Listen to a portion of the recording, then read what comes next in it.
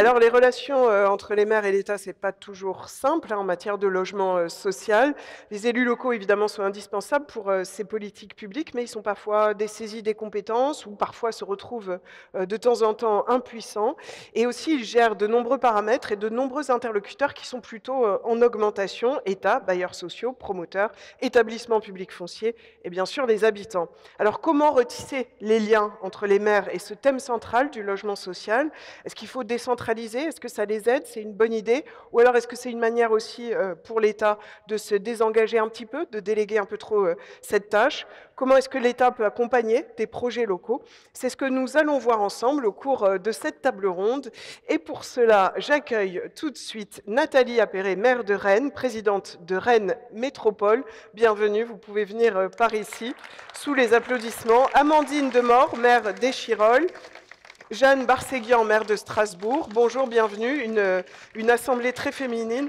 Charlotte Libert, maire de Vincennes, conseillère régionale d'Île-de-France, bienvenue également. Et Catherine Arnoux, maire de Chanteloup-les-Vignes, conseillère départementale des Yvelines, présidente de la Commission nationale Solidarité et Renouvellement urbain, la Commission nationale SRU.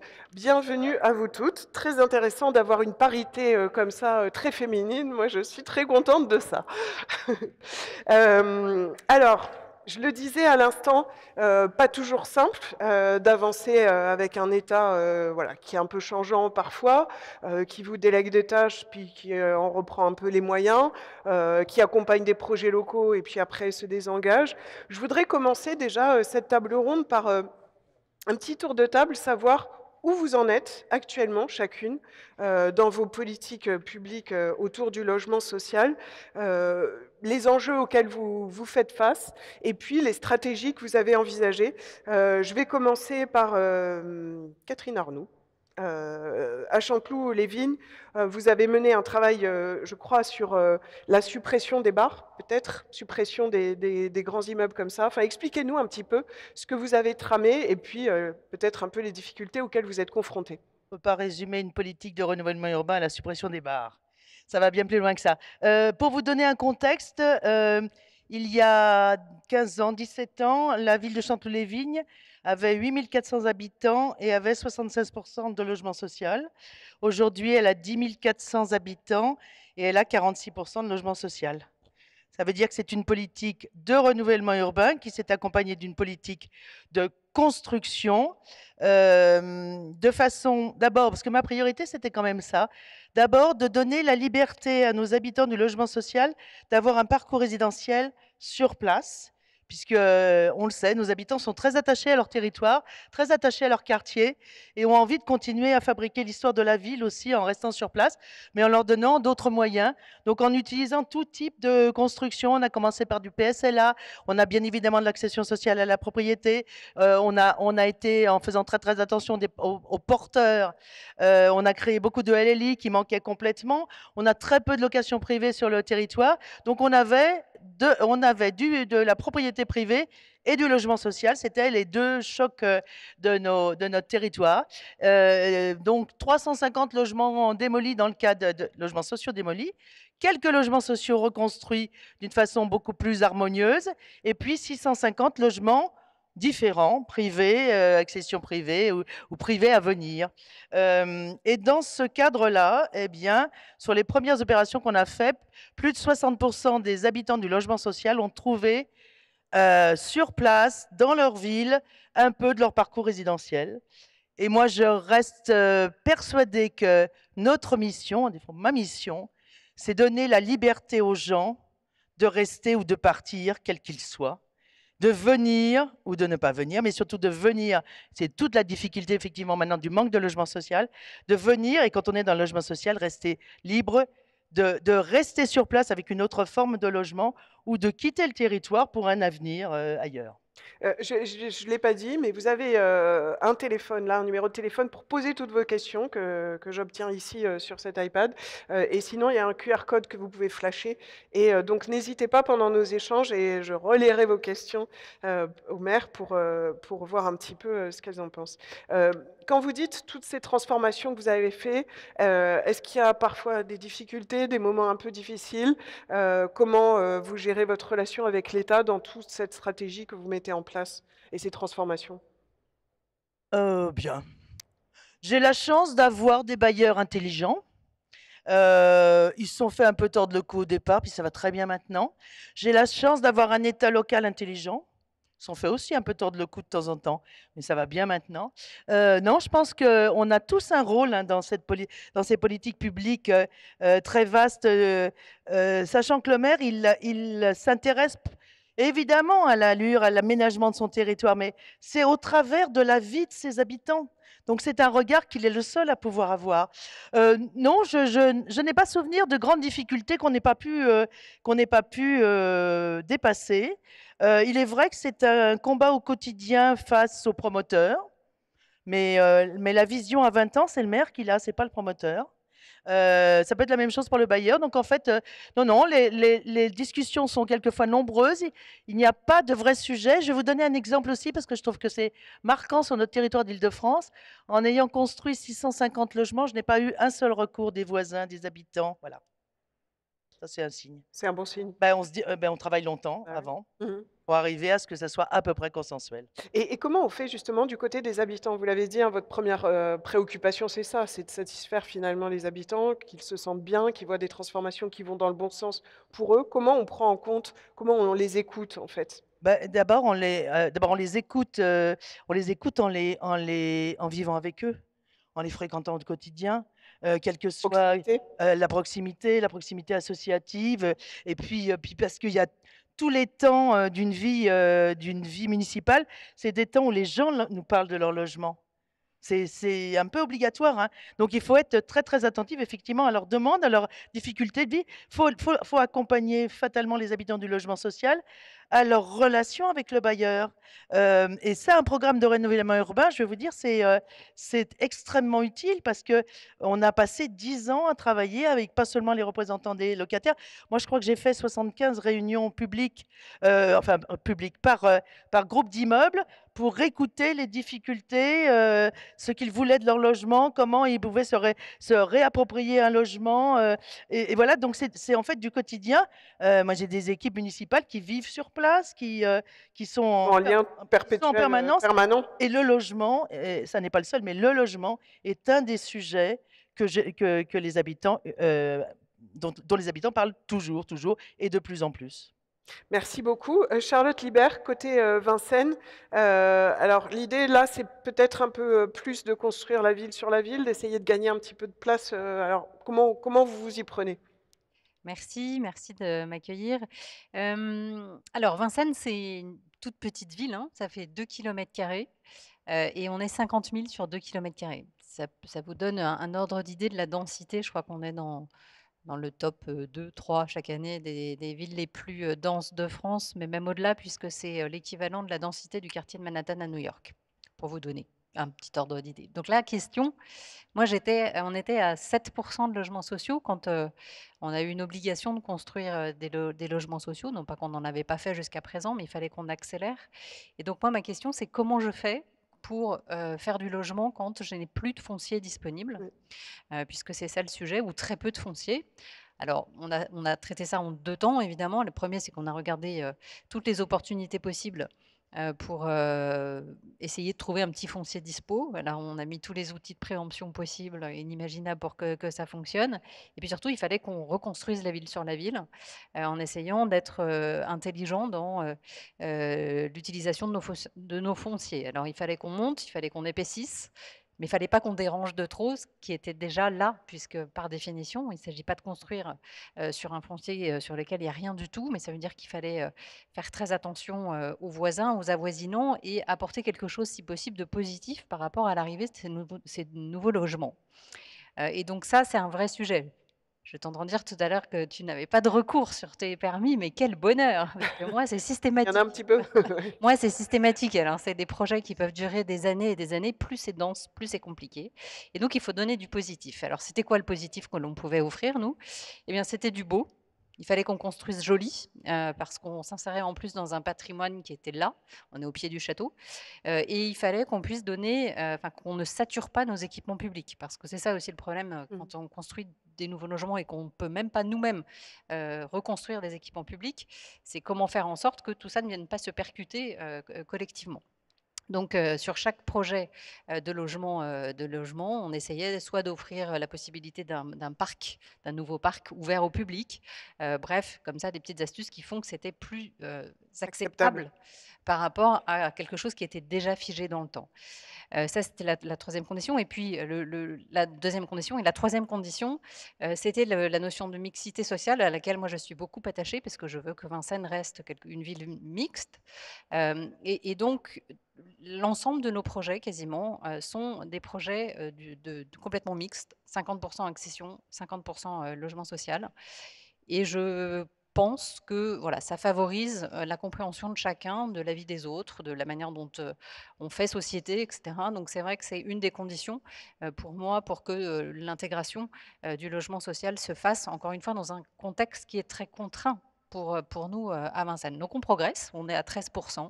Autant vous dire que là, ça devient un peu compliqué de trouver du foncier, donc il va falloir qu'on soit astucieux, créatif et si, il y a un message que je veux passer, c'est effectivement laissez-nous respirer pour que les maires puissent, f avoir un peu les mains libres sur un certain nombre de sujets relatifs au logement, qu'on puisse construire tranquillement. C'est quoi respirer alors? Ouais, les normes, tout ça, enfin, il y a énormément de choses qui, si on pouvait les assouplir, notamment, nous permettraient de construire beaucoup plus. Mais on est étouffé sur des collectivités comme la mienne qui sont extrêmement denses. En fait, il y a plein de projets qui pourraient se faire. Je ne parle pas du PLU, hein, ça c'est nous qui fixons nos propres normes, mais il y a des normes un peu étonnantes parfois qui viennent en fait fortement contraindre la construction. Et alors quand vous faites une opération comme ça, vous le disiez, il ne faut pas que ça dérange ceux qui sont déjà là, il faut si vous aviez, je ne sais pas, un exemple ou 2 d'opérations que vous avez menées, comment ça se passe? Donc il y a, pour l'acceptabilité dont vous avez parlé, offrir un peu du positif, des parcs, des choses comme ça, comment ça se passe? Alors déjà, ce sont des processus qui sont très longs, hein, pour sortir une opération. Je pense la moyenne d'une opération, déjà chez moi, c'est 12 logements, hein, donc ça vous remet, dans l'esprit et une opération de 12 logements, ça peut être 6 à 7 ans de négociation et de travail avec, les bailleurs et les habitants. D'accord. Donc on avance très lentement. Donc qu'est-ce que c'est? Bah, c'est beaucoup de réunions publiques, de présentations, d'explications des bénéfices des uns et des autres et cetera et notamment effectivement quelque chose autour de qu'est-ce que ça peut apporter cette nouvelle construction? Et c'est normal, chacun voit ce qu'il peut perdre dans une opération de cette nature, donc on fait beaucoup quand on peut le faire. Il m'arrive de préempter des maisons pour pouvoir construire un immeuble dessus. Ces maisons, elles ont un jardin et ben, ce jardin, on l'ouvre au public de manière quasiment systématique maintenant. Mmh. D'accord. Merci beaucoup. Jeanne Barséguian, heu, alors i les maires ont aussi parfois des injonctions un peu contradictoires, hein. On doit, pas trop construire parce qu'il faut respecter la planète, mais construire en même temps parce qu'il faut du logement et notamment du logement, social pour, les citoyens. Comment on fait pour arriver à mener, tout ça de front, et que ça reste cohérent et que ça reste lisible et acceptable pour les habitants? Oui, bonjour à toutes et à tous. Bah, d'abord, effectivement, la question du logement social, c'est une question qui prend beaucoup de place dans le quotidien de maire et de présidente déléguée de l'Eurométropole de Strasbourg, à la fois parce que c'est une politique volontariste et ce depuis plusieurs mandats. Je reviendrai peut-être sur les caractéristiques de notre territoire et aussi parce qu'effectivement, en tant que, j'allais dire, autorité de proximité très identifiée, on est interpellé, ça a été dit par les collègues, quasiment tous les jours par les habitantes et les habitants sur des enjeux autour du logement social et notamment du fait des files d'attente à Strasbourg sur la métropole. On est à 30 000 demandeurs de logements sociaux. On était à 20 000 en début de mandat et pourtant, on peut se le dire et je salue l'ensemble des bailleurs de mon territoire et mon adjointe Suzanne Brolly, en charge aussi de la politique de l'habitat à la métropole. On ne peut pas dire qu'on est démérité, mais on est dans un contexte complexe aussi où on voit de plus en plus de personnes éligibles et en demande d'un logement social, un parcours résidentiel qui peut être engorgé. Et donc, on est interpellé très régulièrement là-dessus. Et donc, il y a plusieurs paradoxes, vous avez raison. Il y a le paradoxe à la fois d'être interpellé par des habitants qui disent qu'ils ont besoin de logement, et ça m'arrive quasiment tous les jours, et puis d'être effectivement interpellé, voire attaqué en justice par des habitants qui attaquent nos permis de construire parce qu'ils considèrent que on est les pourfendeurs de la bétonisation. Je reprends les mots de mes opposants notamment, mais aussi de collectifs d'habitants qui refusent de voir construire certains bâtiments, même si c'est pour du logement, même si c'est pour du logement étudiant. Strasbourg, c'est une grande ville universitaire, 65 000 étudiants, et donc on a d'énormes besoins en la matière. Là, voilà, on a plusieurs projets de résidences étudiantes qui font toujours l'objet d'opposition, de contestation. Et alors, j'allais dire que le paradoxe, peut-être aussi parce que je suis maire écologiste, un certain nombre avaient intégré que du coup, j'étais donc contre le béton, contre les constructions, contre le logement social, ce qui est évidemment pas du tout le cas. Et donc, il y a une espèce de malentendu aussi là-dessus, puisque en 2020, pendant la campagne, j'étais finalement l'une des seules à porter vraiment un projet volontariste pour la création de logements et de logements social en particulier. Les autres, voilà, ne parlant pas de logement, mais parlant vraiment, comme je disais, de bétonisation. Voilà. Et donc ça, c'est quoi? C'est un travail d'information et de pédagogie pour expliquer un peu les orientations en étant écologiste, mais en ayant envie de vous engager dans le logement social aussi? Oui, et c'est la recherche de l'intérêt général plutôt que les intérêts particuliers. C'est pas toujours facile à expliquer, bien sûr, mais c'est néanmoins nécessaire. Je voulais juste donner une photographie très rapide de notre territoire, hein, mais c'est 520 000 habitants sur la métropole, 300 000 en ville centre. On a à Strasbourg centre un habitant sur 4 qui vit sous le seuil de pauvreté, donc on est loin de la carte postale alsacienne, cigogne, cathédrale, enfin, il y a ça aussi, mais il y a beaucoup de poches de pauvreté et la réalité, c'est qu'on est sur un territoire très inégalitaire et donc les besoins sont là et en fait, voilà, et je comprends que des personnes puissent attaquer certains projets. Donc, je pense que l'un des enjeux, et je remercie Suzanne de s'y coller au quotidien, Suzanne Brolly, c'est, je pense, l'exigence vis-à-vis de nos bailleurs et vis-à-vis aussi des promoteurs du parc privé. C'est-à-dire un dialogue où on pousse nos curseurs très loin sur la part de logements abordables pour répondre aux besoins du territoire, sur la qualité architecturale, sur la part de pleine terre et les espaces de respiration qui permettent d'éviter de surdensifier, d'avoir ensuite une ville qui est plus désirable ou plus bien habitable. Donc c'est cette exigence qu'on peut avoir et bien sûr aussi la pédagogie et les périodes de concertation avec les habitants qui permettent aussi de, voilà, à la fois effectivement de renforcer l'acceptabilité le plus possible. Et on est un territoire qui aime bien aussi expérimenter un certain nombre de choses. Je pourrais y revenir, mais c'est vrai qu'on travaille beaucoup sur des dispositifs. Donc ça fait 10 ans qu'on travaille sur la lutte contre le logement vacant. On pousse très loin les curseurs de la transition écologique. Je pourrais y revenir tout à l'heure, notamment pour concilier création de logements et notamment de logements sociaux, voire très sociaux, et sobriété foncière et énergétique. Donc voilà, on cherche en fait aussi à être dans l'innovation et je remercie nos partenaires qui jouent le jeu au quotidien, qui nous permettent d'avancer.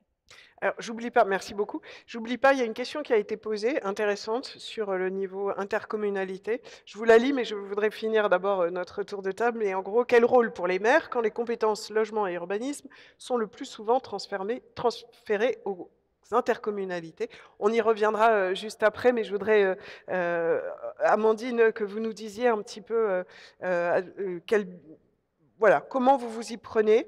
Qu'est-ce qui se passe chez vous exactement? Qu'est-ce qui manque? Qu'est-ce qui est difficile? Et comment vous tracez votre stratégie par rapport aux autres stratégies qui ont été défendues, dans votre ville? Merci, bonjour à toutes et à tous. Déjà, peut-être présenter la ville dont je suis maire, Échirolles, dans la périphérie immédiate de Grenoble. Et j'en profite pour saluer le maire de Grenoble qui est ici présent, Éric Piolle. Oui, 37 000 habitants. La ville d'Échirolles a le plus fort taux de l'Isère en termes de logements sociaux, D'accord. puisqu'on est à 45%. Une histoire très atypique aussi, puisqu'une ville qui a poussé un petit peu d'un coup dans les années 70-80, puisqu'on est passé de 3 000 habitants en 1946 à 37 000 en 1980, avec la création de grands ensembles dans les années 70, 100% logements sociaux, j'ai envie de dire.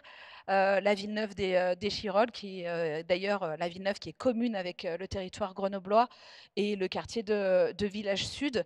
Des enjeux aujourd'hui qu'on a eu à gérer de rénovation, et notamment de rénovation thermique de ces logements sociaux. On a pu bénéficier de l'ANRU 1 sur Village Sud et là actuellement de l'ANRU 2 sur les Villeneuve des Chirolles et de Grenoble. Voilà, et puis aussi, dernière spécificité, la création d'un centre-ville qui a été attaqué il y a une trentaine d'années, qu'on vient tout juste de terminer, parce qu'on ne voulait pas être relégué comme ville de banlieue, ville dortoir. Et il était important pour la ville d'Échirolles de créer son centre-ville avec toujours une production de logements sociaux. C'est un peu dans notre ADN à Échirolles, puisqu'on a 33% de logements sociaux sur ce centre-ville. D'accord. On reviendra après, sur, j'aurai d'autres questions sur le fonds national, notamment, d'aide à la pierre. Comment vous vous positionnez, sur, le bilan de ce fonds et son avenir, s'il y en a un? Je continue mon tour de table avec vous, Nathalie, Appéré. À Rennes, comment ça se passe? Quel profil, pour quel logement et quelle stratégie? Bonjour à toutes et tous et pardonnez une voix un peu couverte, mais je crois que les Bretons ne sont pas faits pour supporter la pluie froide, manifestement. Oui, oui, c'est La pensif. politique de l'habitat, pour nous, elle est matricielle. Parce que ça a été dit par les collègues, la première demande qui est adressée à un maire, c'est comment on loge chacune et chacun pour lui permettre d'habiter là où il veut, à un prix abordable qui correspond à ses revenus et construire sa vie. Donc on est vraiment dans une préoccupation extrêmement forte de nos habitants qui consacrent pour se loger le budget le plus important de tous Ouais. les budgets contraints du ménage, et dans un moment où on subit une crise du logement qui est manifeste et structurelle à l'échelle nationale. Cette demande de logement est très forte et c'est d'autant plus important de le dire que parfois le débat public dans nos communes est pour autant trusté par ce que j'appelle les concerts de casseroles, le cas échéant. D'autres parlaient des recours tout à l'heure, c'est-à-dire souvent de collectifs, de propriétaires inquiets de voir leur environnement évoluer. Et c'est bien légitime d'être inquiet. Et à nous de rassurer, à nous de trouver les méthodes de concertation qui permettent que l'acceptabilité des projets soit possible, mais sans renoncer à cet objectif de loger chacune et chacun. Et partant de cet impératif, je crois, avec une politique volontariste, moi je la qualifierais d'assez systémique. La manière dont on aborde la question du logement, en tout cas à Rennes, mais comme beaucoup d'autres, c'est de se dire qu'on ne peut pas raisonner en silo. On a besoin de trouver les leviers pour chacune des problématiques posées. C'est-à-dire qu'on ne peut pas penser la production sans penser la rénovation et singulièrement la question de la rénovation thermique. On est nombreux à penser que les questions de transition écologique et de justice sociale sont les deux faces d'une même pièce et il nous faut avancer en commun sur ces questions. D'ailleurs, les réponses que l'on trouve en rénovation thermique, c'est aussi du pouvoir d'achat redonné aux ménages et du confort d'usage redonné aux locataires. Mais systémique, c'est aussi comment est-ce qu'on concilie le droit au logement avec la mixité sociale, comment est-ce qu'on concilie des politiques d'attribution avec des politiques de loyer. C'est comment est-ce que quand on s'intéresse fortement, évidemment, au logement locatif social, et quand je dis s'intéresser en ce qui nous concerne, c'est avec des objectifs de production et de rénovation importants, et puis un niveau de subvention à l'équilibre par la collectivité de l'opération qui est aussi très important. Mais on ne peut pas pour autant en oublier les questions d'accession. Moi, je considère vraiment que l'accession fait pleinement partie d'une politique de logement social aussi, parce que il y a des ménages, singulièrement classe moyenne, qui ont envie d'être propriétaires, de se constituer un patrimoine, de pouvoir avoir une économie pour la retraite ou de transmettre aux enfants. Et si on n'est pas capable de satisfaire cette demande-là, surtout dans des métropoles régionales attractives où les prix sont très ou trop élevés, disons-le très clairement, et bien ça a aussi pour effet d'emboliser le logement social avec des sorties qui ne se font plus, et on renforce le fichier des demandes en attente, les frustrations.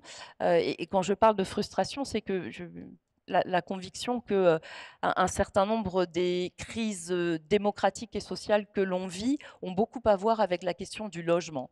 Le fait de ne pas pouvoir habiter là où on veut, à proximité de son travail, dans des conditions de dignité et de confort suffisantes, c'est, je crois, responsable de beaucoup de colère qui se voit dans la rue, qui se voit dans les urnes, et c'est pour ça qu'on a évidemment un impératif à ce que tout soit mis en œuvre à l'échelle de nos métropoles. On pourra peut-être revenir sur sa Sur question l'échelle. maire ou Oui. enfin commune ou intercommunalité. Les regards sont peut-être un peu différents pour faire en sorte que cette politique systémique elle soit aussi portée de manière partenariale. Enfin, je pense que la collectivité, elle est légitime à mettre tout le monde autour de la table.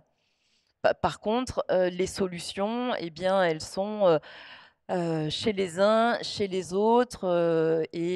Moi, je crois beaucoup aux logiques de contractualisation. On a par exemple un programme local de l'habitat qui contractualise avec chaque bailleur et qui contractualise avec chaque commune. Mmh. Et quand je dis contractualiser, c'est pas pour le plaisir de graver nos noms au bas d'un parchemin, c'est nombre de logements produits, nombre de logements rénovés, politique des loyers, attribution, localisation, objectif de densité, stratégie bas carbone. Enfin, c'est tout ce qui nous permet de manière négociée, le contrat, il est le produit de négociations, de répondre ensemble à des besoins qui sont considérables. Et ignorer la crise du logement et la demande de logement aujourd'hui, c'est aller demain, mais peut-être même avant-demain, à Grosse difficulté l'encontre sociale. Oui. de crises qui peuvent être assez dramatiques pour le pays. Mmh. Et puis on sent quand même qu'il y a une espèce de colère, alors des inquiétudes, mais une colère aussi, par rapport à cette problématique-là, qui empêche, un grand nombre. Je voudrais qu'on revienne justement à cette question sur, l'échelle intercommunale et communale. Comment, vous vous débrouillez avec, des compétences, qui passent de l'une à l'autre échelle? Catherine, si vous voulez y répondre. Donc un exemple, Île-de-France, Grand Ouest. Nous sommes une communauté urbaine de 405 000 habitants, 73 communes, 52 ont moins de 2 000 habitants, pour vous donner une idée. Ouais. Et dans toutes ces communes, il y a par exemple Mantes-la-Jolie, le Val-Fouré, vous voyez, à côté de la commune de 200 habitants. C'est quand même le choc des cultures, c'est d'abord ça, une communauté urbaine. C'est une petite France, enfin c'est comme ça qu'il faut la vivre. Et puis c'est quand même la communauté urbaine, ce ne sont pas les autres, et la commune, nous. La communauté urbaine, c'est nous. C'est l'ensemble des maires qui créent le niveau et qui portent la politique. Et puis comment peut-on imaginer, par exemple, que l'équilibre d'un territoire se fasse au seul sein d'une commune, Alors évidemment, quand elle a 300 000 habitants, peut-être, mais des communes de 10-12 000 habitants, elles sont nombreuses quand même sur l'Île-de-France, surtout à l'ouest. Comment voulez-vous que l'équilibre de territoire, la mixité sociale, elle soit portée ici? C'est pas possible. Donc il Donc faut en une fait, échelle tout de suite plus c'est sans large. doute la première échelle possible, au-delà de la commune, sur laquelle la mixité peut se penser vraiment, l'équilibre de territoire peut se penser vraiment, plus intelligemment et plus doucement que on pourrait nous l'exiger. Parce qu'en fait, on est quand même, du coup, quand on crée une communauté urbaine, mais on commence une autre histoire, enfin, à côté de la nôtre, à côté de celle de la ville. Et je peux vous assurer qu'il y a de nos habitants, ils ont une lecture très proche quand même, hein, et ils ont envie d'aller habiter dans la ville d'à côté. Et la ville d'à côté, c'est la communauté urbaine, c'est la même unité. Le PLHI, dont on s'est doté très tôt, c'était un PLHI qu'on a fait, un plan local de l'habitat intercommunal. C'est un plan qu'on a écrit ensemble. Le plan local d'urbanisme, nous l'avons écrit ensemble. Alors, il y a des temps de négociation obligatoires, mais à un moment donné, c'est quand même lentement mais sûrement à ce niveau-là que se fera un équilibre territorial, un équilibre de produits, un équilibre de logement. Et puis c'est aussi ça la vie de notre territoire. Il y a des endroits où il n'y a plus un foncier. Mmh. Et à côté, il y a le foncier pour accueillir. Eh ben, à côté, on est faisant partie de la même structure intercommunale. Il faut penser que là aussi, on peut Partager, on peut, alors dire trouver que un tout le monde est équilibre. d'accord, non. Eh Je suis bien encore une grande justement, idéaliste et non, dire que tout le monde est d'accord, mais il faut y aller doucement et on y arrivera. est-ce que les autres maires sont d'accord? C'est une échelle qui paraît pertinente, l'intercommunalité, Amandine? C'est, oui, une échelle qui peut paraître pertinente. Par contre, nous, on a un PLH métropolitain. On a fait le choix, par contre, de conserver très fortement la question de la demande, et j'en profite d'ailleurs pour, saluer mon élu qui est en charge, qui est présente là, Daniel Robin, qui, suit ces questions de très, très près parce que, on manque de proximité au niveau métropolitain, à notre sens, avec, les demandeurs. Donc c'est pour ça que nous, on a poussé sur ce choix-là, et ça pose aussi la question, certes, oui, on vit la même métropole, mais la question des solidarités entre les Mmh. communes de cette métropole. Certaines respectent la loi SRU, d'autres ne font, aucun effort sur le territoire, alors, qu'on a des listes d'attente de 4 à 5 ans pour, accéder aujourd'hui à un logement social sur l'agglomération grenobloise.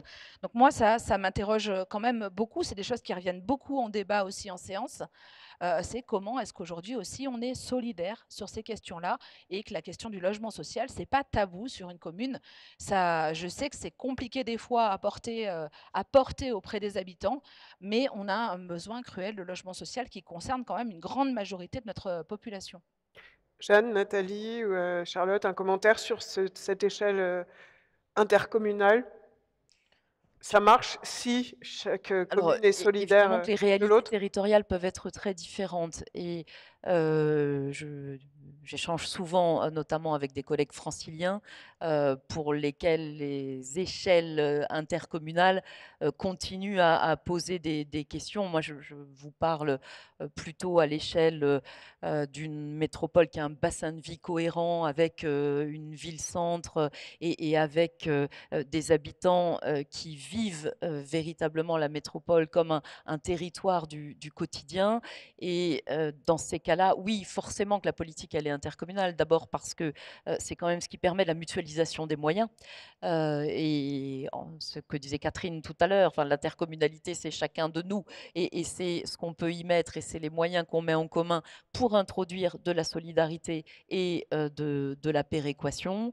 C'est aussi, ce qui, permet, tout en tenant compte, des spécificités des communes, mais aussi des volontés politiques communales, garantir, qu'il y ait, des équilibres. Et sur la production de logement social, on sait bien que traditionnellement, l'histoire, souvent, l'histoire sédimentée des années, 50, 60, 70, ont fait que, certaines communes ont accueilli historiquement davantage de logements sociaux que d'autres, et rééquilibrer la production pour redonner du choix résidentiel à des ménages pour qu'ils puissent, s'ils le veulent, habiter dans la ville-centre, dans un quartier politique de la ville, dans le centre-ville ou dans une commune périphérique. Eh bien, c'est important de pouvoir le faire à l'échelle intercommunale.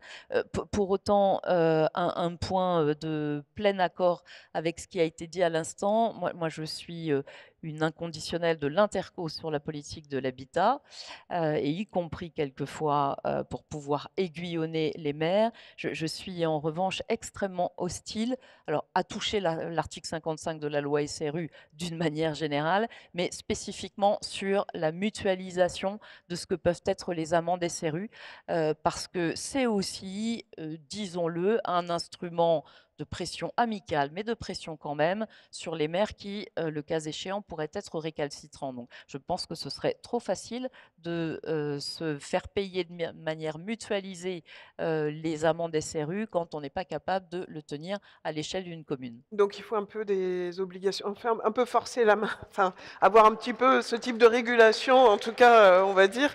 Jeanne, vous vouliez commenter ça?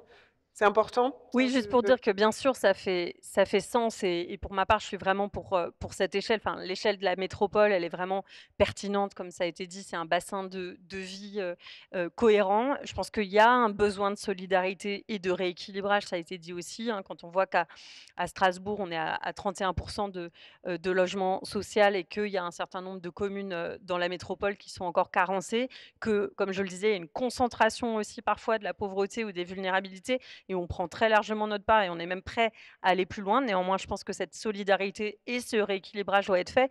Et d'ailleurs, j'irais même parfois plus loin en disant que peut-être même le périmètre de la métropole ne suffit pas, puisque quand je regarde la carte du Bas-Rhin ou de l'Alsace, j'ai quand même l'impression qu'on assume la quasi-totalité, j'allais dire, de la charge et il me semble qu'il y a quelque chose à réfléchir aussi, dans une coopération et une alliance des territoires qui peut même dépasser, l'intercommunalité ou la métropole dans notre cas et qui permettent de construire de vraies coopérations. Ce que je voulais dire également et peut-être ça fait aussi la transition avec la question de la transformation écologique, mais c'est que, agir à l'échelle de la métropole, ça nous permet d'avoir des politiques intégrées entre la politique de l'habitat, on a notre PLUI, notre PLH et on a notre plan climat et donc ça nous permet d'avoir des politiques beaucoup plus cohérentes en termes d'objectifs. On parlait tout à l'heure de rénovation, thermique des bâtiments. Il est clair que si on est bien fixé et aligné sur les objectifs du plan climat de la métropole, bah, tout le monde, s'y met, les bailleurs également et donc on peut plus facilement massifier et atteindre nos objectifs. Et un autre sujet qui nous tient fortement à cœur à Strasbourg, parce que c'est vrai que quand on parle de transformation écologique en matière d'habitat, on parle beaucoup de rénovation thermique et c'est normal et il faut continuer de le faire. C'est aussi un enjeu social, Nathalie Appéré le disait, hein. Ça permet de faire baisser les factures d'énergie, donc c'est vraiment vertueux. L'autre question qui nous importe beaucoup, c'est la question donc du foncier et notamment de ne pas déjuger un objectif de zéro artificialisation nette à terme et donc de vraiment travailler. Et donc c'est là que bah, si je travaille à l'échelle du Banc communal de Strasbourg, C'est assez compliqué. vite, voilà, Limité, je vais c'est être bloquée limité comme puisque terrain de jeu. on n'a Oui. quasiment plus de réserves foncières. Les dernières, elles seront d'ici 10-15 ans, 20 Je ans vois Charlotte maximum. qui dit Elles bah, seront, chez nous, elles vous en seront, avez parce qu'à il Vincennes. nous en reste encore un petit peu, mais voilà, tout est planifié et ce sera aussi urbanisé. Évidemment, on reconvertit des friches. Évidemment, en priorité, on travaille sur des secteurs déjà artificialisés, mais on voit bien aussi la nécessité de penser ce zéro artificialisation net qui ne doit pas être un tabou parce qu'en fait, on aura aussi besoin de terres agricoles. On aura aussi besoin à l'avenir de terrains pour créer des énergies renouvelables. On a aussi besoin d'espaces de nature qui restent préservés, qui permettent de nous protéger contre les inondations, etc., etc. Et donc, penser à une échelle plus large, ça nous Qui permet inclut tous les besoins que vous justement aurez. d'intégrer l'ensemble des besoins des personnes, le logement étant un des besoins primaires, mais aussi de penser les besoins complémentaires et transversaux. Charlotte, je vous laisse réagir sur l'intercommunal et je vais y rajouter une question que j'essaie de relayer au fur et à mesure, hein, il y en a d'autres, est-ce qu'on arrive à déconstruire, est-ce que les maires ou comment les maires peuvent-ils travailler à déconstruire les préjugés qu'il y a autour, du logement, social et du développement résidentiel en général? On en a un peu parlé déjà avec vous, hein, et avec Jeanne, aussi, mais sur les 2 aspects, intercommunalité et puis, Alors, perception du logement social. oui, sur l'interco, enfin, si on prend l'exemple spécifique de Vincennes, je serais assez mal à l'aise pour répondre à cette question parce que, en fait, on nous a imposé des intercommunalités en première couronne qui n'ont pas de sens au sens de ce que vous dites, c'est-à-dire du bassin de vie. Donc on a des structures en fait ad hoc qui ne représentent pour certaines rien en termes de vie commune, de transport, de logement en commun. Il n'y a pas de Pas cohérence quoi, d'identité. d'ensemble. Non. Et donc, c'est là où moi je suis un peu mal à l'aise pour répondre à cette question, parce que oui, je partage probablement l'idée qu'à une échelle un peu plus étendue, on va dire qu'une petite commune de 50 000 habitants, il faut réfléchir de plus large, mais je ne suis pas certaine que le référentiel interco ou EPT en première couronne soit le bon quand on a fait des mariages forcés notamment. Et je pense qu'il y a une condition, par contre, si on réfléchit à une échelle un peu plus large, c'est de respecter l'histoire de la ville et donc de ne pas vouloir imposer, et ça c'est à nous de nous organiser au niveau de l'interco, les mêmes règles partout. On a eu des discussions sans fin, nous, au sein de notre EPT, pour travailler sur les PLU qui sont nécessairement très différents selon les collectivités et qui doivent l'être. Parce que quand on met en commun l'histoire de Vincennes avec celle de Champigny-sur-Marne, en fait, on n'a pas la même histoire, on vient pas du même endroit et nécessairement la trajectoire est probablement un peu différente. Donc oui, il faut réfléchir à la manière dont on avance sur cette question, mais attention à respecter l'identité et l'histoire des collectivités, ça me semble absolument essentiel. Donc un petit bémol sur l'interco, avec ce qu'on entend par interco, évidemment. Et alors sur les habitants, enfin sur les préjugés qu'il peut y avoir sur le logement social, comment est-ce qu'on arrive à déconstruire ça, à faire accepter ça? Bah, c'est un peu ce que je vous disais tout à l'heure. Je pense que, enfin, les préjugés, ils ont là-dedans enfin Oui. voilà, ils ont un peu En la vie général, ça dure et dure là, ouais, très c'est un longtemps, peu les préjugés. compliqué. En revanche, quand on explique que certains logements, notamment ceux qui ont les loyers les plus élevés, correspondent, par exemple, à des jeunes fonctionnaires de Bercy qui peuvent se loger. Je parle de ça parce que chez moi, j'en ai pas mal qui arrivent à Vincennes et qui, voilà, peuvent effectivement intégrer nos logements sociaux. Tout de suite, les choses et le regard changent. Bon, ensuite, C'est on bizarre, essaye. c'est étrange. Oui, oui, non, mais je le dis avec un petit sourire, mais c'est malheureux d'en venir là pour expliquer, en fait, que voilà, on a encore un peu de travail à faire sur le logement social et puis que potentiellement tous dans notre vie, on peut avoir à un moment avoir accès ou enfin avoir une nécessité d'aller dans le logement social et c'est très bien. Et puis ce que je vous disais tout à l'heure, c'est quel est l'avantage en fait que l'on a à créer du logement. Qu'est-ce que les gens qui sont déjà installés dans un univers qui est confortable, en tout cas pour Vincennes, peuvent gagner finalement dans le changement qui leur est imposé. Parce que bien sûr, on est tous peut-être un peu bisounours, on se dit qu'on peut avoir envie que l'intérêt général prime, mais dans la vraie vie, c'est pas complètement comme ça.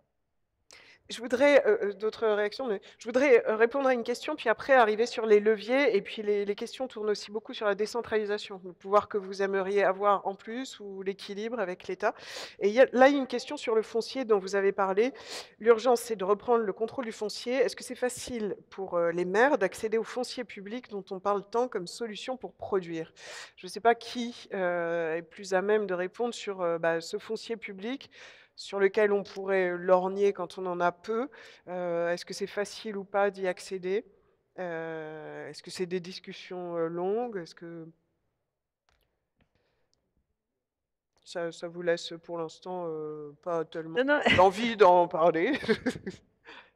Non, je réponds volontiers. Bah, là où on peut, j'allais dire avoir la maîtrise de l'aménagement public, on le fait et on se pose d'ailleurs, le plus possible, la question. On a une immense, ZAC, qui va jusqu'au Rhin et qui nous permet de penser, voilà, c'est aussi ce que je disais sur l'intégration des politiques. C'est-à-dire que ça nous permet de penser au-delà de la question du logement, les équipements publics dont on a besoin, donc les médiathèques, les crèches, les centres médico-sociaux, les maisons urbaines de santé, les transports. Dans cette ZAC, d'ailleurs, le tramway a été construit avant même l'arrivée des habitations, ce qui est assez intéressant, parce que du coup, par définition, c'est très bien desservi. Les aménagements et donc aussi, comme je le disais, les espaces de respiration, de convivialité et de nature, et donc et les activités économiques et services qui sont nécessaires. Donc, on se pose évidemment de plus en plus ces questions avec notamment un certain nombre de friches, pas seulement sur Strasbourg, mais aussi, sur, d'autres communes de la métropole où, le fait d'être en maîtrise, publique va évidemment, nous permettre ensuite des projets d'aménagement très cohérents où on pourra pousser très loin nos curseurs, notamment en matière de logement social et abordable et en matière de transformation écologique du territoire. Enfin, il faut dire aussi que ça nécessite, des moyens, conséquents et qu'on n'a pas toujours évidemment suffisamment de leviers financiers pour pouvoir aller aussi loin qu'on le souhaiterait.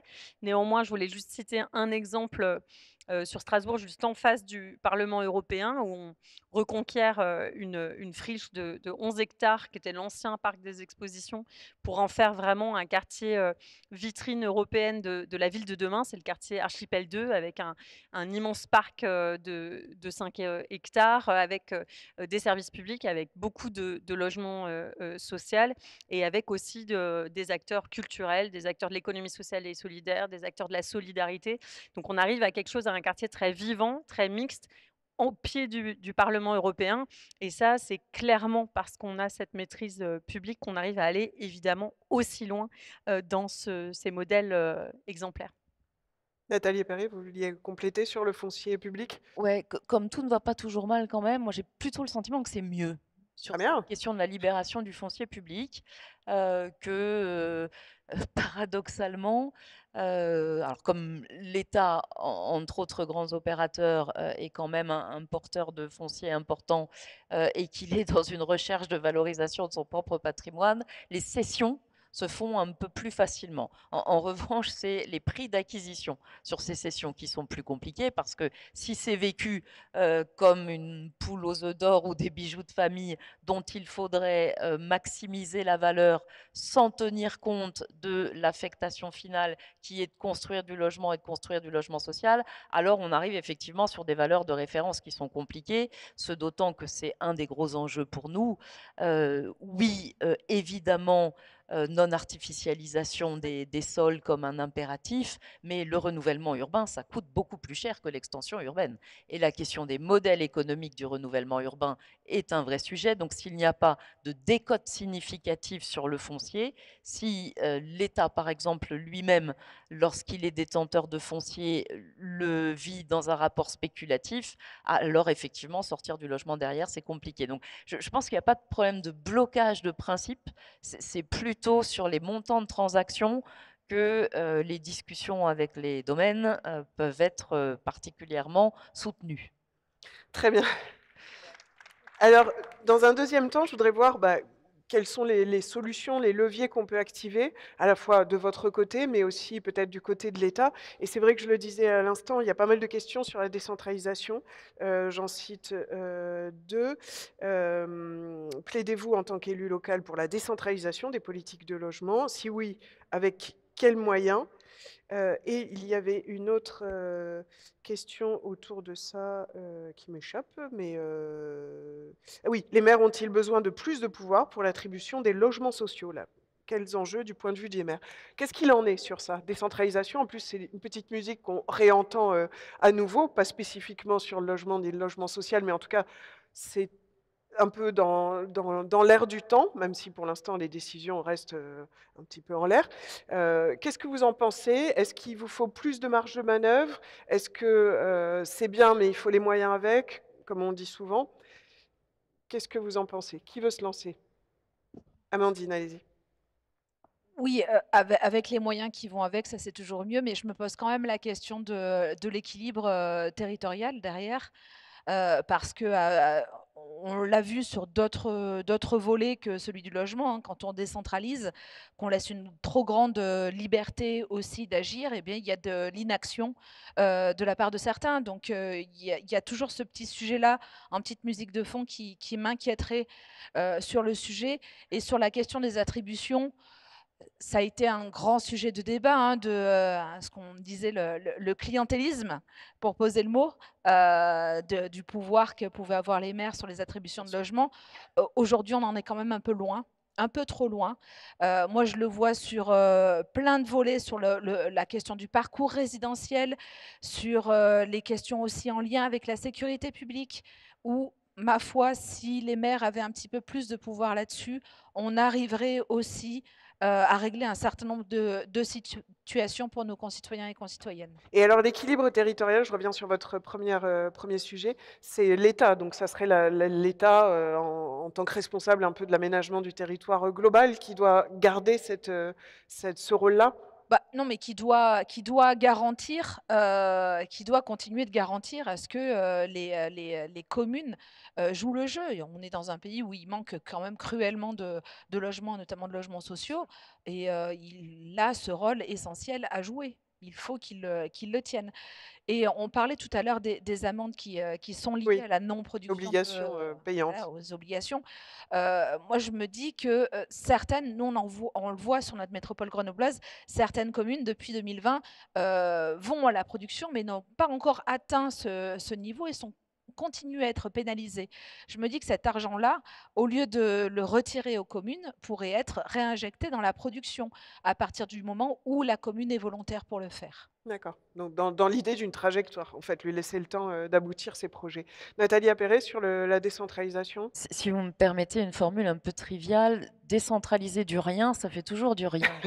Oui, Et logique. donc, s'il n'y a plus d'aide à la pierre, avec une extinction du FNAP, s'il n'y a plus les moyens d'une politique de rénovation thermique, avec ma prime rénov étranglée, erratique dans ses modalités d'attribution et de financement, s'il y a un État qui ne tient pas ses engagements sur l'ANRU 2, alors qu'on a tellement besoin de finir, et sur l'ANRU 3, alors qu'on a tellement besoin d'aller plus loin, alors on peut toujours décentraliser pour dire aux maires, oh bah dites donc, est-ce que vous êtes mauvais, on vous a donné une politique qui n'existait pas et vous n'en avez rien fait.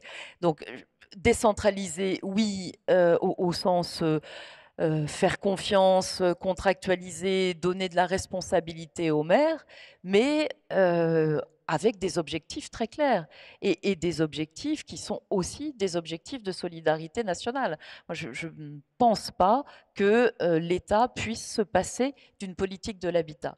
Il peut d'autant moins se passer d'une politique de l'habitat que le secteur est un des plus gros contributeurs de recettes de l'État. Enfin, quand on part du principe que c'est 90 milliards de recettes le secteur de l'habitat pour 40 milliards de dépenses, alors il y a une discussion possible sur ce delta et sur ensuite la manière dont on déconcentre, dont on délègue, dont on décentralise, oui, mais sur la base d'une politique qui existe. Alors ça fait le lien avec le financement. Donc ça pose la question du financement. Vous avez parlé des aides à la pierre aussi. J'aimerais bien aussi avoir votre avis sur le bilan de ce fonds-là et puis vos souhaits pour son avenir, s'il y en a un. Catherine, vous vouliez réagir sur Oui, mais pas sur le même décentralisation, sujet. sur financement? Oui. Sur une question précédente, comment changer le regard des maires sur le logement Sur le- social? Et est-ce que les maires ont le pouvoir de la politique d'attribution? Les 2 vont ensemble. Qu'est-ce qui fait ce regard du logement social par rapport pour les maires ou les habitants qui ne le connaissent pas? C'est effectivement nos grands quartiers d'habitats sociaux qui, depuis 40 ans, portent toute la solidarité, nationale. Et qu'est-ce qui fait cette difficulté de nos quartiers? C'est que la politique de peuplement, eh bien, ça n'est pas nous qui la portons, c'est une politique d'État qui, de temps en temps, ressemble tout sauf à de la politique anticipée, ce qui fait en fait que nos quartiers peuvent subir de très grandes transformations volontaristes qui fait changer leur regard extérieur. Ça, c'est plutôt bien, parce que je pense qu'on ne peut convaincre qu'en montrant que des choses peuvent changer, mais que l'aménagement d'un quartier, ça n'est pas la qualité de vie et le niveau de ses habitants. Moi, je vais vous donner des exemples parce qu'on fait des études très régulièrement sur la communauté urbaine. On va dire en 10 ans, la moyenne du taux de pauvreté de nos quartiers, alors que beaucoup de choses ont été démolies. Avant, c'était un peu moins de 30%, c'est aux alentours de 37% de personnes qui vivent en dessous du seuil de pauvreté. Donc en fait, il y en a moins, c'est aussi concentré, la pauvreté est aussi concentrée. Et quand on regarde bien, ce ne sont pas les mêmes, parce que ça tourne énormément en Île-de-France. Et en fait, ce sont tout ça de nouveaux habitants. Alors, on sait faire, on continue à les prendre en charge et tout ça. Mais comment on fait porter à la fois le logement bâti et une politique de peuplement équilibrée qui changera aussi le regard? C'est dit. Et sur le financement, alors je reviens à mes questions sur le fonds national des aides à la pierre. Est-ce que c'est quelque chose qui vous aide évidemment? Est-ce que c'est quelque chose que vous regrettez si ça va plutôt à la baisse? Je ne sais pas qui souhaite répondre sur ce sujet et plus globalement sur le sujet du financement, parce que comme le disait Nathalie Appéré, se partager du rien, ça fait toujours du rien. Donc c'est assez cohérent, assez logique. Quelqu'un sur les aides à la pierre ou sur le financement, Jeanne? Oui, plus globalement, on va dire que nous, sur les leviers, et ça fait le lien aussi avec la question sur la décentralisation qui a été posée tout à l'heure, mais sur nos leviers et nos politiques volontaristes, on actionne tout ce qu'on peut.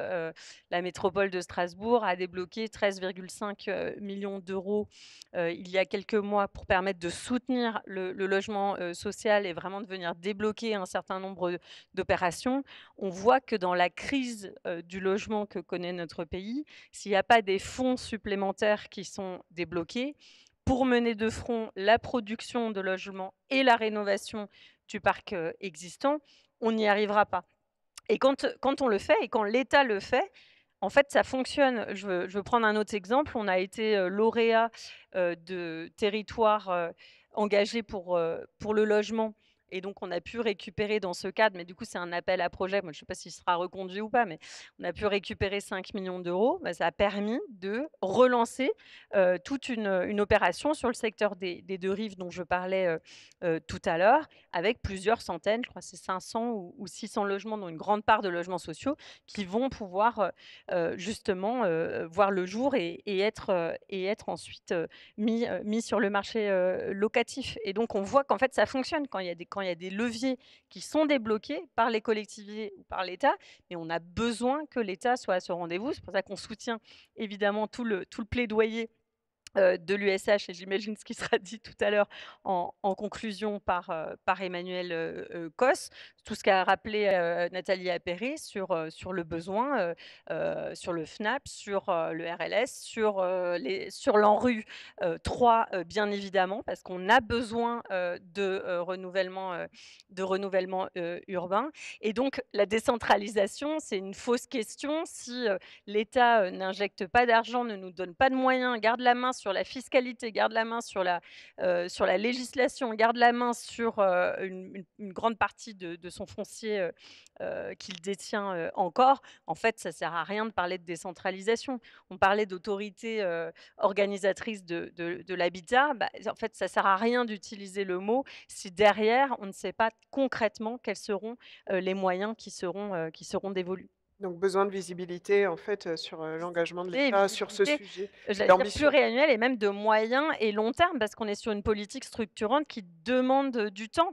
Et c'est pour ça que l'instabilité gouvernementale Ça complique et un peu. les réformes successives sont compliquées, parce que nous, élus locaux, mais aussi tous les opérateurs et bailleurs du secteur ont besoin d'une visibilité à moyen et voire long terme sur des opérations, même sur lesquelles il faut pouvoir se projeter dans 40 ans, 50 ans, voilà, c'est absolument indispensable. Il y a une question, enfin il y a 2 questions sur les outils que vous pouvez mobiliser, que ce soit le bail réel solidaire, le logement intermédiaire aussi. Comment ça se passe? Est-ce que vous y arrivez? Politique de loyer aussi, entre logement social, logement privé. Quel rôle pour les maires? Est-ce que ça, c'est facile à utiliser? Heu, comment vous positionnez là-dessus, sur utiliser un peu les outils, la palette d'outils que vous avez à disposition? Est-ce que sur peut-être le bail réel solidaire ou choses comme ça? Ou la politique Nathalie des Appéré. loyers. Je fais très attention en le formulant. Madame la présidente de l'Union sociale pour l'habitat, je sais qu'une politique des loyers relève de chacun des bailleurs. Il n'empêche qu'une politique de peuplement et de cohésion sociale relève des élus locaux, et c'est bien aux maires auxquels on demande des comptes lorsqu'il y a un déséquilibre de territoire, une absence de mixité et les dysfonctionnements qui vont avec. Et donc, il nous faut trouver des lieux communs de discussion pour faire en sorte qu'il n'y ait pas de géographie ségrégative des loyers. Quand rend les choses un peu plus concrètes. Vous savez qu'à Rennes, je ne dis pas que c'est un exemple reproductible, je dis que c'est une expérience qui a été menée, à savoir le loyer unique dans le logement social. Quand on a mis ça en place, c'est qu'on s'est rendu compte que pour un même logement, on avait, selon qu'il ait été construit dans les années 60 ou 70, c'est-à-dire au moment où il existait encore des aides à la pierre. Alors je vous parle d'un temps que un certain nombre d'entre vous ne peuvent pas connaître, mais oui, fut un temps où l'État investissait massivement dans le logement social, et ça donnait quoi? Ça donnait des loyers durablement bas. Et par rapport à des logements qui ont été construits ensuite, et notamment dans les années 80-90, où en plus la question de de la qualité thermique n'était pas toujours une préoccupation forte, et bien pour un même logement, on pouvait avoir dans le logement social un différentiel de loyer de 150 €, par exemple, pour un T3. Et qu'est-ce que ça produit? Ben, tout simplement, ça produit le fait que quand vous avez un ménage modeste, que dans une commission d'attribution, vous regardez sa capacité contributive, vous vous dites, eh bien, ce ménage modeste, en précarité, cette mère seule avec ses enfants qui, le cas échéant, n'a pas de revenu du travail, eh bien, forcément qu'on va lui proposer un logement dans un quartier traditionnel d'habitat social des années 60, parce que sinon, ailleurs, quand bien même on a essayé de rééquilibrer avec une offre partout, les loyers vont être trop chers. Et avec une politique des loyers, on peut redonner un choix résidentiel aux familles. Moi, je crois vraiment que le fait de ne pas subir, la ghettoisation, c'est la double peine. C'est habiter, le cas échéant, dans un environnement qui ne vous convient pas, mais en plus vous priver de choix. Et quelquefois, les politiques d'attribution peuvent considérer les gens un peu comme des marionnettes. Ben, on va en mettre un peu moins de pauvres là, un peu plus de riches là, et puis on verra bien comment tout cela s'harmonise. En réalité, si on veut s'attaquer aux racines des inégalités sociales, alors on redonne des capacités de choix, et travailler sur des politiques des loyers. Après, ça peut se faire de manière très différente. Je sais qu'il y a d'autres expériences qui sont en cours et qui tiennent compte de la façon dont le logement social est organisé. Ben, c'est permettre de redonner des choix, permettre de redonner de la mixité, mais s'il faut enfoncer le clou à nouveau, ça ne marche que si en parallèle, il y a de la rénovation urbaine massive.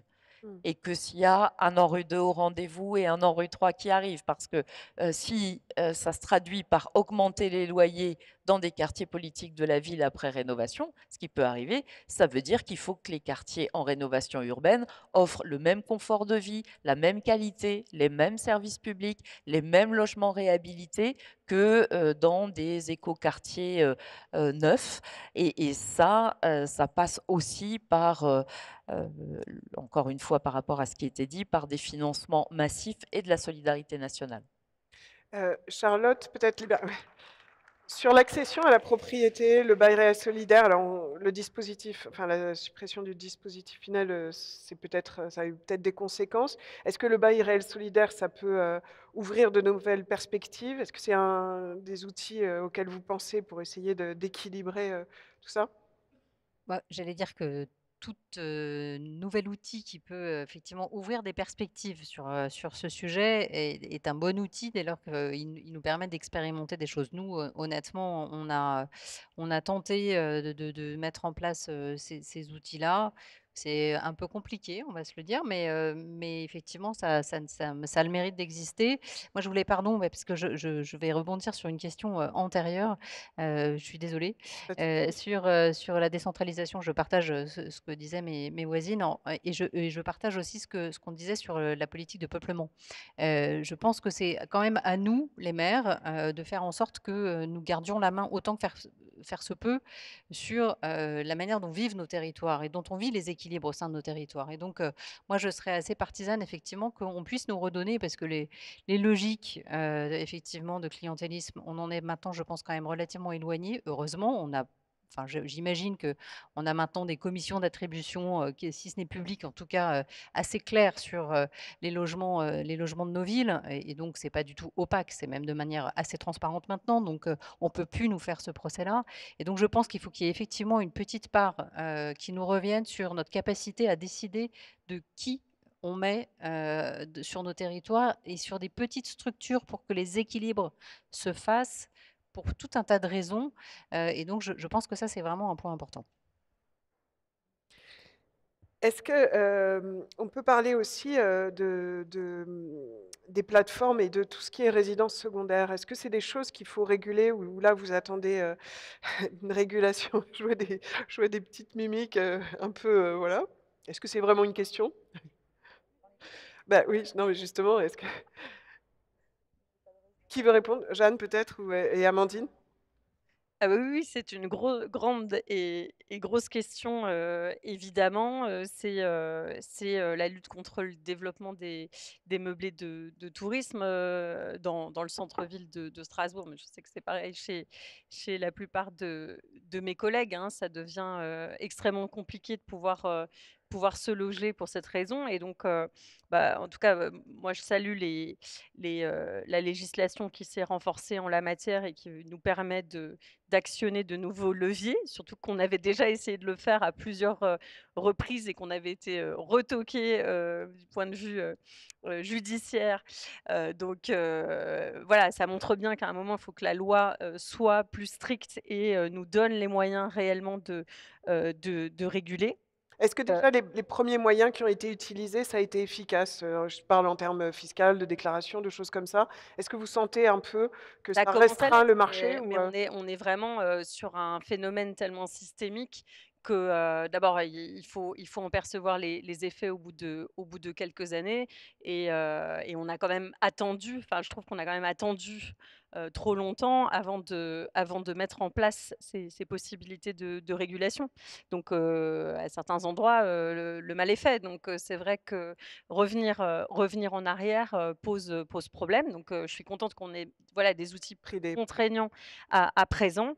C'est indispensable, mais effectivement, ça reste un enjeu compliqué et notamment dans des zones, touristiques, mais pas que, bien sûr. Je pense que Nathalie mes collègues, Appéré c'est pareil. là-dessus? Au risque d'un propos, un peu iconoclaste, moi je pense qu'on a besoin de normes en matière de logement. Je le dis parce que, Souvent c'est il l'inverse, hein, on entend beh, plutôt l'inverse, mais non, là non, mais il s'est imposé l'idée, et d'ailleurs, ça s'impose, y compris par, un discours, politique et médiatique extrêmement organisé, que, les Français voudraient plus de normes, que l'écologie ça suffit. C'est la c'est la nouvelle tendance. 2e volet, par ailleurs, de cette, offensive idéologique et en réalité, quand on interroge d'abord les gens concrètement sur ce qu'ils veulent en matière de logement,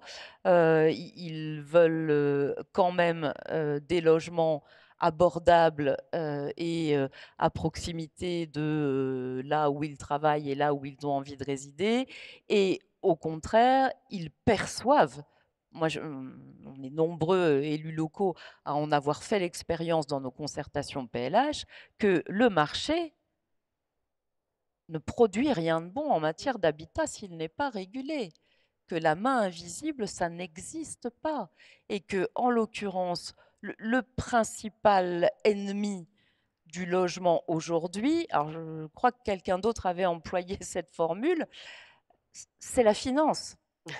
Genre je ne voudrais pas nous refaire un petit flashback dans le passé, mais plus sérieusement, c'est la financiarisation. Et Airbnb ou autre, ce que ça pose, c'est la manière dont le logement est devenu un produit spéculatif, là où il doit avoir en réalité une valeur d'usage, non pas une valeur de rendement, mais une valeur pour loger les gens et pour leur permettre d'habiter quelque part.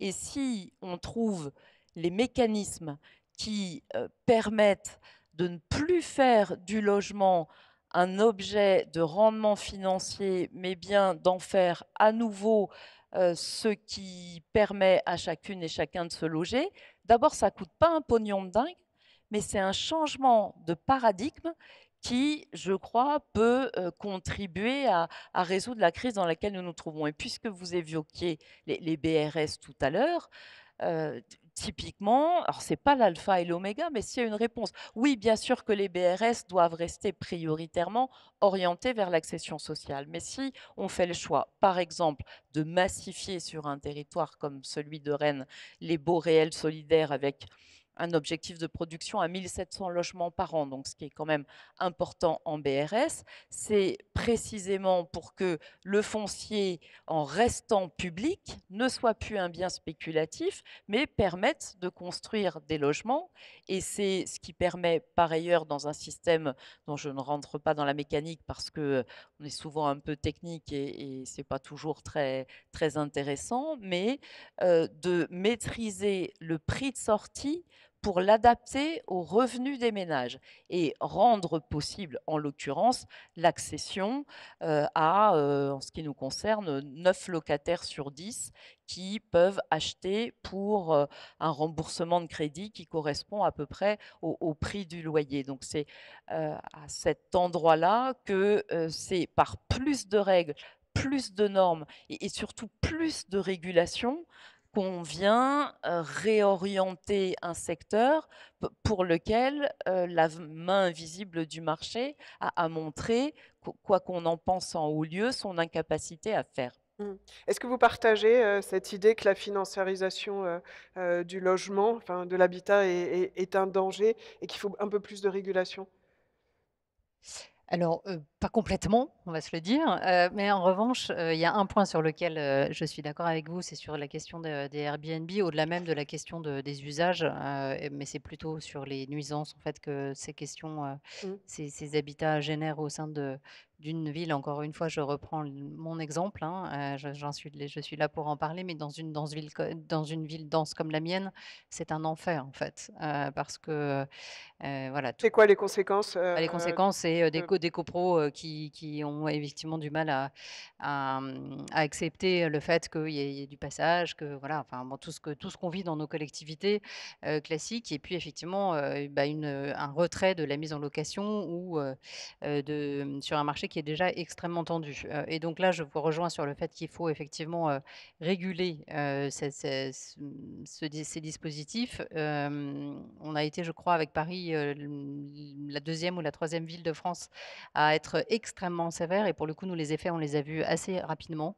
Je pense qu'en 2 ans, on a vu effectivement un effet, immédiat sur, la fin des investisseurs, sur ce type de logement, et donc et de dispositif et donc on a assez vite arrêté le dispositif et alors il faut continuer pour le coup à réguler parce que je pense que sur un certain nombre de sujets, c'est vraiment extrêmement complexe, d'autoriser ce genre de logement dans nos copropriétés.